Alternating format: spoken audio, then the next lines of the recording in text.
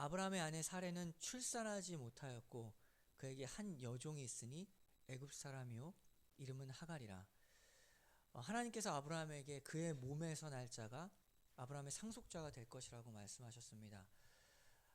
그의 몸에서 날 자지 결국에는 그의 몸, 아브라함의 몸이지만 그게 사레인지는 아주 정확하게는 나와 있지 않았죠. 그래서 사레는 자기의 상황을 보니까 출산하지 못했고 약속을 받고도 가나안 땅에 거주한 지가 지금 10년이 되었다라고 이제 본문에 나오게 되는데 10년 동안 기다렸는데 자신을 통해서는 지금 이 약속이 이루어지지 않을 것이라고 스스로 생각해서 아브라함에게 먼저 제안을 합니다. 아브라함에게 사레가 먼저 제안했다는 점을 좀 주의해서 봐야 됩니다.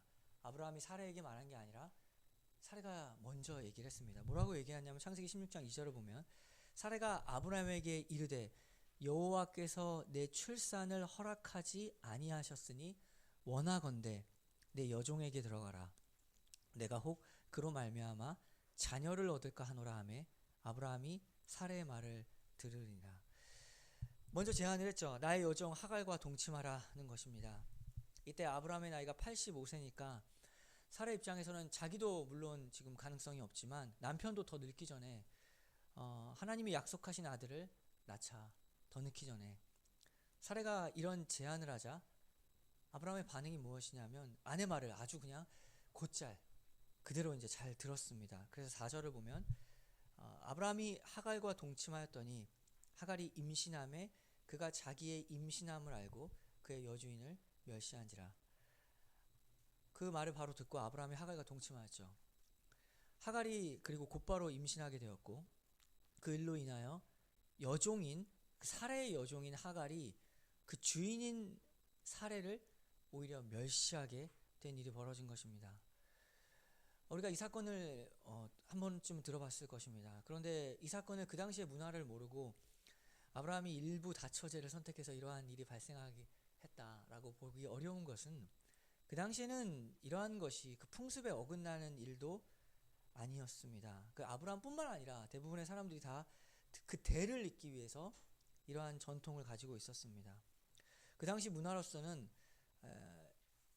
잘못된 것이 아니라 자연스러운 일이었습니다.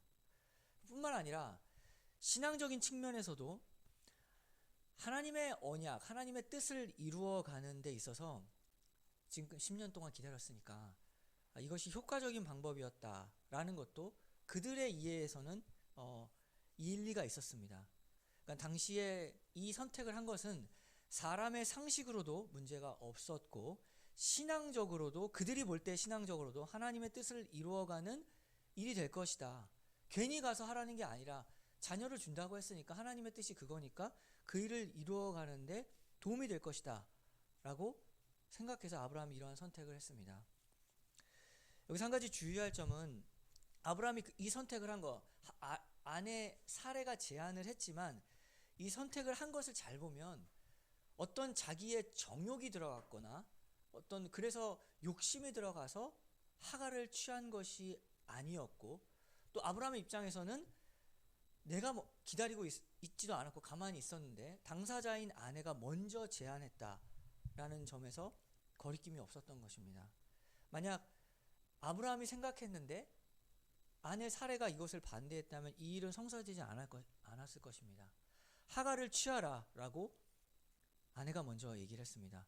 이런 여러 가지 측면을 고려해서 이것은 하나님의 뜻을 이룰 수 있는 아주 자연스러운 인도라고 생각했기 때문에 아브라함이 이런 선택을 한 것입니다. 아브라함이 그렇게 유치하지 않습니다. 지금까지 믿음의 여정을 걸었고 어떤 사람의 어떤 그 생각에도 불구하고 그가 자기 고향을 떠나서 왔던 사람입니다. 결단력 있는 사람이었고 하나님의 뜻을 아는 사람이었습니다.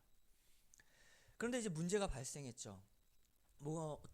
어떤 문제가 발생하냐면 하갈이 교만해진 겁니다. 자기가 임신했으니까 자기의 주인인 그 사레를 자기는 여종인데 그 사레를 멸시하게 된 것이죠. 왜냐하면 아브라함이 이 부족의 족장이다. 근데 그 뒤를 이을 자손 누가 가지고 있느냐? 누구에게 힘이 있느냐? 내가 있다. 내가 자손을 가지고 있다. 따라서 자신이 더 높임 받을 것이기 때문에 이제 바뀐 겁니다. 상황이. 하갈이 사례를 우습게 보기 시작한 것이죠. 16장 5절을 보면은 이에 대해서 이제 사례가 분노합니다. 창세기 16장 5절에 사례가 아브라함에게 이르되 내가 받는 모욕은 당신이 받아야 옳도다. 내가 나의 여종을 당신의 품에 두었거늘 그가 자기 임신함을 알고 나를 멸시하니 당신과 나 사이에 여호와께서 판단하시기를 원하노라. 이게 누가 제안을 했는지를 생각해 보면 사례가 제안을 했는데 지금 화가 난 것입니다. 결국에는 이러한 선택의 결과로 인해서 부부싸움이 났죠. 이 부부싸움은 단순한 싸움이 아니라 지난번에 애굽왕 바로에게 누이라고 거짓말해서 가정 파탄 난 것처럼 지금 또 가정이 파탄 나게 된 겁니다. 두 여자 때문에. 가정 자체가 흔들리는데 지금 아브라함을 통해서 이루어질 하나님의 나라가 위기에 처하게 된 것이죠. 지금까지 아브라함의 신앙의 여정을 보면 도대체 아브라함이 왜 이런 선택을 했는가? 그럴 만하지 않은데 왜 여기서 이렇게 무너졌는가? 왜 실패했는가? 라는 것을 보는 것입니다. 그는 믿음에 있어서는 그 당시에 정말 누구도 따라가지 못할 믿음의 용사였습니다. 모든 것을 버리고 왔다라는 그 대단한 용기를 가진 사람입니다. 그래서 그가 단순히 믿음이 없었다, 기다리지 못했다, 약속을 믿고 끝까지 인내하는 면이 부족했다 라고 단언하기가, 그렇게 쉽게 말하기가 어렵습니다. 왜냐하면 그가 만약에 급한 성격이었다라고 한다면은 사실 10년까지도 기다리지 못했을 것입니다. 10년이 우스운 것이 아닙니다. 10년 기다린다라는 것은 대단한 것입니다. 한번 입장을 바꿔 생각해 보십시오. 우리에게 하나님이 어떤 약속을 하셨는데 우리가 10년까지 기다릴 수 있는 사람입니까? 아브라함이 다만 그렇게 믿음이 없었다라고 단언하기 어려운 것은 10년 기다린 사람이라는 것은 보통 대단한 인내의 사람이 아닙니다. 우리가 스스로를 바라볼 때 과연 아브라함이 믿음이 없었던가, 인내가 없었던가, 이렇게 쉽게 말할 수 없는 것이죠. 그보다는 오히려 아브라함은 그냥 단순하게 그 정도가 아니라 하나님의 뜻을 위해 생각하고 있었습니다. 아브라함은 이렇게 계속 가만히만 기다릴 것이 아니다. 주를 위해 적극적으로 무언가 할 수 있는 방법이 있다면 하겠다. 그런데 그런 와중에 아내가 마침 딱 맞는 제안을 먼저 한 겁니다. 주를 위해 뭔가 할 수 있는 일이 없을까? 근데 아내가 제안을 했죠. 그것도 당시의 문화와 상식에 맞는 제안이었고 자연스럽고 합당한 제안이었습니다. 하나님의 뜻을 이룰 수 있는 자연스러운 제안이었다. 그래서 승낙을 한 것입니다. 우리 역시 마찬가지죠. 내가 지금까지 예수님을 믿어왔는데 지금까지 배운 여러 가지 하나님의 말씀으로 비추어 보니까 이것이 옳다. 이 길이 맞다. 그래서 그 길을 그대로 가야겠다. 이것과 동일하게 아브라함은 같은 태도를 가지고 있었습니다. 아브라함이 처음 하나님의 계시를 받고 자기 고향을 떠나 가나안으로 떠났던 것처럼 그도 하나님의 계시에 직접 접촉해서 그의 신앙에 대해서 어떻게 말할 수 있느냐? 그 역시도 신앙이라고 한다면은 알 만큼 알고 할 만큼 한 사람이었습니다. 이런 사람들이 넘어가기가 쉽습니다. 알 만큼 알고 할 만큼 한 사람들. 여기서 한 가지 우리가 주의할 것은 자기가 옳다고 여기고 뿐만 아니라 세상이 볼 때도 일리가 있고 합당하고 여기는 바로 그 순간, 그리고 성경에 비추어 봐서도 이게 맞다라고 하는 바로 그 순간에서라도 우리는 하나님께 여쭈어 보는 것이 바른 신앙생활입니다. 우리가 늘 말해왔죠. 우리 교회에서 늘 말하는 거, 여러 번 얘기했던 사람은 사람이고 하나님은 하나님이시다. 사람의 깨달음에는 옳다라고 하는 그 인식과 그 인지가 우리에게는 깨달음의 한계가 있습니다. 옳다 그르다는 판단 역시도 우리의 인식에는 한계가 있습니다. 이것이 맞다, 이것이 옳다라는 그 순간에도 우리는 하나님께 지혜를 구해야 됩니다. 이것이 무작정 그냥 아무 생각하지 말라라는 것이 아닙니다. 하나님은 우리를 인격적으로 대우하시기 때문에 생각을 주셨고 판단을 주셨습니다. 그래서 생각하고 판단해라. 지금까지 신앙의 경험을 비추어 봐라. 주님께 이렇게 말하는 거죠. 기도해야 되는 거죠. 주님, 저는 지금까지 성경을 알고 하나님을 경험한 것으로 인하여 이러한 결론을 내렸습니다. 제가 볼 때는 이것이 옳은 선택이고, 그리고 상식에도 어긋나지 않으며 하나님의 뜻을 이룰 수 있는 방법이라고 생각합니다. 라고 해서 그냥 자기 생각으로 그냥 가는 것이 있고, 이것이 정말 하나님의 뜻인지 아닌지 주님께 가르쳐 달라고 기도하는 것, 자기 생각에 판단해서 성경에 비추어서 옳다라고 그냥 생각해서 가는 것과 주님께 이것이 맞는데 어떻게 해야 되는지, 저는 부족하지만 주님이 가르쳐 주세요라고 주님께 매달리면서 기도하는 것, 이것에는 큰 차이가 있습니다. 왜냐하면 옳다 할지라도 최종적인 선택 앞에서 하나님의 결정을 기다리는, 하나님의 결정을 구하는 그 태도가 다르기 때문입니다. 태도가 왜 달라질까요? 왜냐하면 하나님을 알고, 하나님을 알되 하나님이 누구인지를 아는가, 또 얼마만큼 충분히 알고 있는가로 인해서 이러한 차이가 결정되게 됩니다. 그 하나님에 대한 이해의 부족, 그래서 아브라함에게는 어딘가 모르게 하나님을 안다고 하지만 어떤 부분에 하나님에 대한 이해가 부족하기 때문에 이러한 실수가 드러나게 된 것입니다. 아브라함이 이 사건을 통해서 크게 배운 것은 무엇이냐면, 주님은 주님이시고 사람은 아무리 합당한 생각과 또한 그것이 설령 하나님의 뜻이라고 여길 만큼 맞는 일일지라도 그것을 결정할 수 있는 최종적인 권한이 아버지께, 하나님께 있다는 사실을 배운 것입니다. 아브라함, 그는 철저한 하나님의 종이기 때문에 결국에는 마지막 순간에서 모든 것을 가지고 하나님께 가지만, 하나님이 이것을 결정하시기 때문에 나는 그분이 하라는 대로 해야 한다. 내가 맞을지라도 그분께 여쭈어 보고 그분의 결정을 구하는 것이 종의 태도입니다.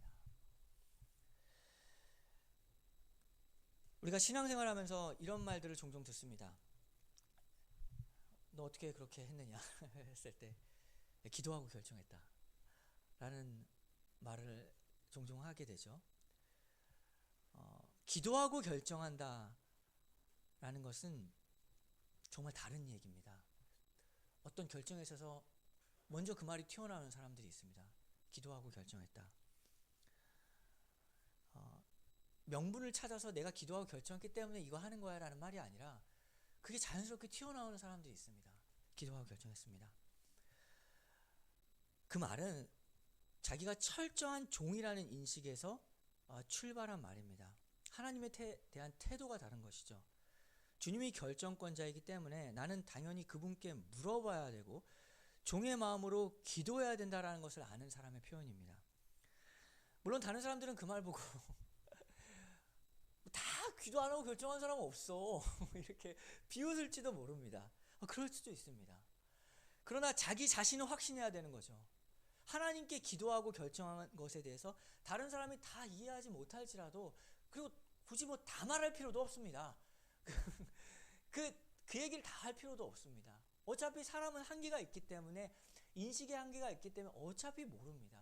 그래서 그것을 내가 기도하고 결정했어 라고 이렇게 막 말할 필요도 없고, 그러나 자기 자신만큼은 내가 기도해서 결정했다라는 확신을 가지고 있어야 됩니다. 하나님이 주인이시고 나는 종이다. 당연히 주님께 물어봐야 했었고 나는 그 말씀에 순종한다. 이 마음가짐을 놓쳐서는 안 됩니다. 우리가 살아가면서 이렇게 아브라함과 같이 때로 이러한 실패와 실수를 거듭하지 않고 주님이 인도하시는 그 성령의 인도를 따라가려고 한다면은 가장 먼저 뭐가 중요할까요? 우리가 성령의 인도를 받는 두 가지 방식이 있습니다. 두 가지 방법이 있죠. 성령의 인도를 받으려면은 제일 먼저 인도하시는 분이 누구신지를 알아야죠. 정말 가장 기본적인 것이었습니다. 성령의 인도를 받으려면 나의 손을 잡고 가시는 그분이 누구신지를 알아야 됩니다. 여행 갈 때 가이드가 누군지 먼저 파악을 해야 되잖아요. 가이드가 이상하면 여행 자체가 이상한 거 아닙니까? 내 손을 잡고 붙잡고 가시는 그 성령님이 누구시냐?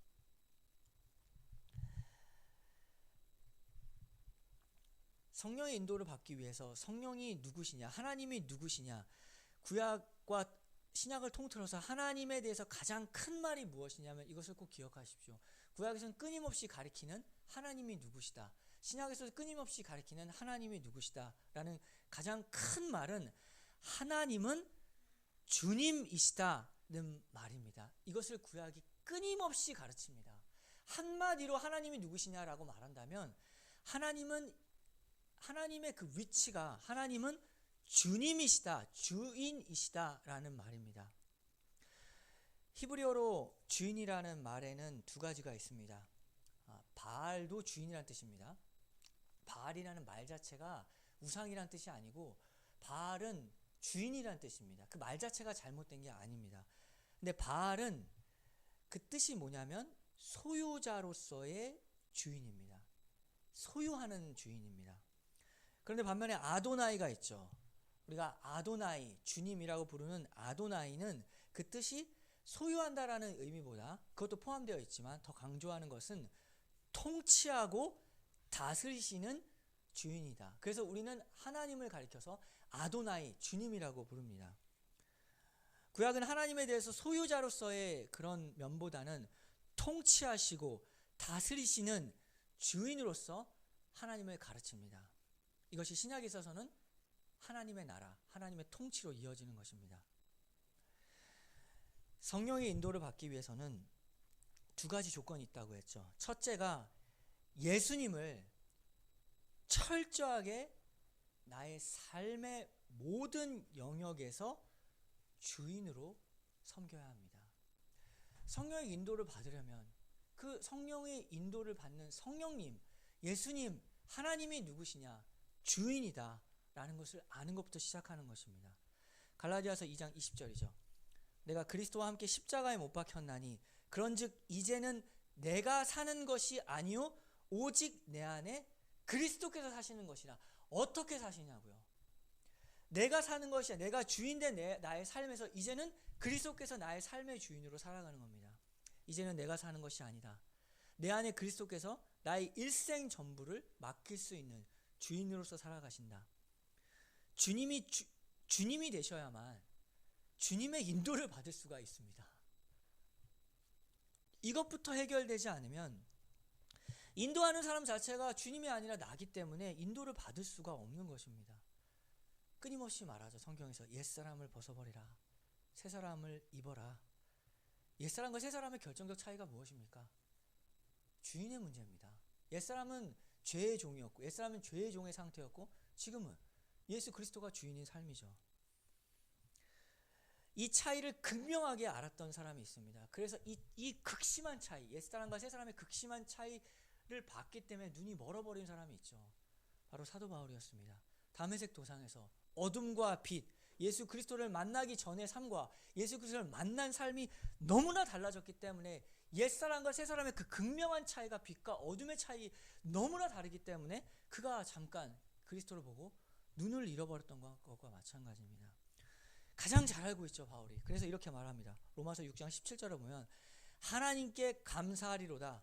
너희가 본래 죄의 종이더니 너희가 너에게 전하여 준 바 교훈의 본을 마음으로 순종하여 죄로부터 해방되어 의에게 종이 되었느니라. 그런데 예수님이 내 삶 전부의 주인이 되지 못하고 어느 때는 또 어느 부분은 주인 되고 어느 부분은 주인이 아니고, 직장에서는 주인이고 가정에서는 내가 주인이고, 또 반대로 가정에서는 예수님이 주인이시고 또 직장에서는 내가 주인이 되면은 주인이 두 개니까 마음이 두 개입니다. 그게 두 마음이죠. 두 마음은 주인이 두 개라서 두 마음입니다. 시키는 사람이 내 마음 가는 곳이 두 개가 있다라는 겁니다. 우리가 알고 있는 신앙의 모든 개념들을 한번 보십시오. 이것은 다 하나님이 주인이시다라는 이 선언과 모든 것이 다 연결되어 있습니다. 가장 하나님에 대한 속성의 큰 말은 주님이시라는 거죠. 순종은 뭘까요? 순종은 간단합니다. 종이 주인의 말을 당연히 따르는 것, 이걸 순종이라고 합니다. 경청 뭘까요? 종이 주인의 말을 귀담아 듣는 것. 사명, 종이 주인이 부르신 대로 그 명령을 수행하는 것입니다. 그런데 그 주인은 나쁜 주인 아니죠. 바알과 같이 소유하는 주인, 그래서 소유해서 이용하는 주인이 아니라 우리를 인격적으로 대우하시며 사랑하시며 우리의 삶에 관여하시고 우리를 다스리시고 통치하시는 아도나이, 통치자로서의 주님이십니다. 성령의 인도를 받고 살아가는 삶의 두 번째 조건은 무엇이냐면 바로 기도하는 것입니다. 아브라함이 여기서 무너졌죠. 알고 있지만 알 만큼 알고 행한 만큼 행한 사람이었는데 그가 여기서는 뜻밖에도 하나님께 물어보지를 않습니다. 하나님을 내 삶의 주인으로 모시고 간절한 마음으로 주님께 집중하여서 꼭 주님 응답 받고 살아가겠다. 그 간절한 심정으로 기도하는 것이 필요합니다. 그래야지 성령의 인도를 받고 살아갈 수가 있습니다. 이렇게 기도하는 것이죠. 주님, 이 문제 제가 생각해보고 또 판단해봤는데 아무래도 제 생각에는 이렇게 결정하는 것이 맞다고 생각합니다. 그런데 이것은 제 판단입니다. 주님이 모든 것을 아시오니 주께서 뜻을 보여주시옵소서. 그리고 보이시면 보이는 대로 순종하고 나아가겠습니다. 이렇게 기도하는 것입니다. 오늘 아브라함이 바로 이 부분에서 실패했습니다. 여쭈어 보질 않았습니다. 하나님의 뜻을 알았지만 여쭈어 보질 않았습니다. 아브라함도 그렇고 사례도 10년 인내 없다라고 말할 수 없는 시간이죠. 10년이면 강산 변한다고 했는데 얼마나 강산 변할 정도로 기다린 겁니다. 인내할 만큼 인내한 사람입니다. 그리고 누가 보더라도 상식적으로 이해 갈 수 있는 상황이었습니다. 그가 보기에도 옳았고 자연스럽죠. 아내 보기에도 옳았고 세상 보기에도 그 전통에 따라 합리적이었습니다. 아브라함이 평소에는 제단도 쌓고 하나님께 여러 가지도 또 물어보기도 했습니다. 그런데 여기서는 어떠한 질문조차 없습니다. 구하지 않으니까 얻지 못함이라. 이 말씀인 것이죠. 기도하는 사람 다릅니다. 기도하는 사람 다릅니다. 왜냐하면 기도하는 사람은 그의 마음의 태도가 벌써 철저하게 하나님이 주인이시다라는 고백을 하고 있는 것입니다. 누군가 이렇게 물어봤죠. 하나님 다 하시는데 왜 기도하냐? 하나님이 주인이시기 때문에 주님께 말하는 겁니다. 알아도 이것이 자기 생각에 맞아도 주님 말 그대로 주인이시기 때문에 주님께 구하고 주님의 결정과 인도를 기다리기 때문에 기도하는 것입니다. 기도하면 다릅니다. 오늘 아브라함의 실패를 보면서 하나님은 그를 그럼에도 불구하고 다시 일으켜 세우십니다. 뿐만 아니라 이 아브라함의 실패를 통해 하나님이 정말 너에게 누구냐? 주인이라는 건 모르고 여기까지 온 건 아닌 건 알고 있다. 그러나 가정에서부터 너의 삶에서부터 가장 어쩌면 사소한 일일지 모르는 부부간의 이야기들 그들 속에서 너는 정말로 하나님이 너의 주인이시냐? 아브라함에게 가르쳐 주셨죠. 우리에게도 마찬가지입니다. 하나님이 누구시냐라고 우리의 삶에서 끊임없이 가르쳐 주십니다. 그가 주인이시다. 그가 우리 삶의 주인이시다. 계속적으로 말해줍니다. 이렇게 오늘 말씀을 통해서도 우리 시냇물교회 하나님이 주인이시다. 그리고 우리는 종이다.